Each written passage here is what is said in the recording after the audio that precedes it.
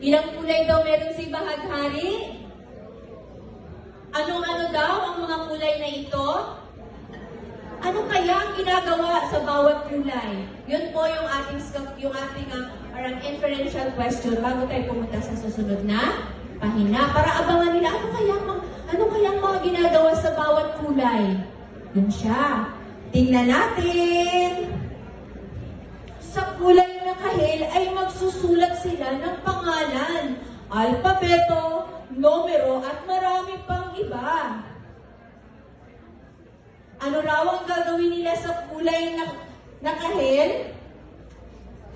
Susulat. Ano pa? Okay. Sa kulay na dilaw ang lahat ay tuturuan magbilang. Igrupo o paghati-hatian ang mga bagay. Ano daw ang gagawin nila sa kulay na dilaw, mga bata? Ayan. Sa tingin nyo, ano kaya ang susunod na kulay? Tingnan natin. Scaffolding na po siya. Tuloy-tuloy siya hanggang matapos. So, habang nag-present ka na isang setting, magtatanong ka para yung mastery nila doon sa setting, sa character, sa nangyayari, alam nila. And kunyari, tapos na. So, natapos na po siya. Tingnan natin yung huling bahagi.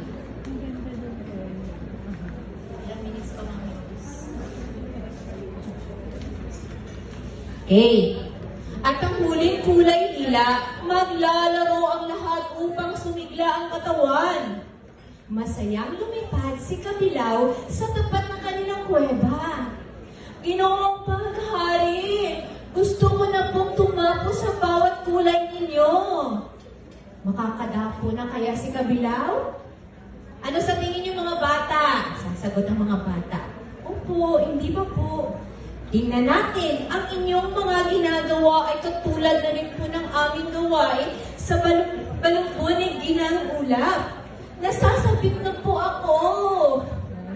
Parang hirap. Subalit biglang nalungkot si Kabilaw. Bakit kaya siya nalungkot? Kaya lang po, hindi po kami maaaring lumipad ngayon. Dahil sa bantay ng COVID. Sa palagay nyo, may mga ganun siya. Kaya sinulat. Tanaw ng COVID. Huwag kang mag-alala. May awa ang Panginoong lumikha. Kapag wala ng COVID, lahat kayo ay makakapag-aral na rin. Panahon pala ng COVID. May nakikinig na ng bata. Naunawaan naman ni Kabilaw ang lahat at nagpasalamat. Kapag may tanong ka, abangan mo lamang ang aking muling si Bahaghari. So, dapat ang boses niya ay malaki-laki. Kapag may tanong ka, abangan mo lamang ang aking muling paglabas. Okay. So, punta na tayo doon. Dahil natapos ng kwento, punta na tayo doon sa WH question. Sa palagay niyo, kapag binigay natin yung mga katanungan, masasagot nila? Bakit? Yes, ma'am. Sige, ma'am. Meron pa akong chocomocho.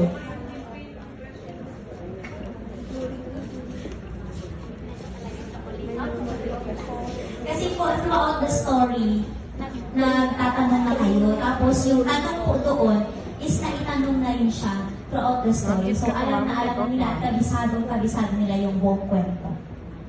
So thank you, ma'am. So there is a mastery of the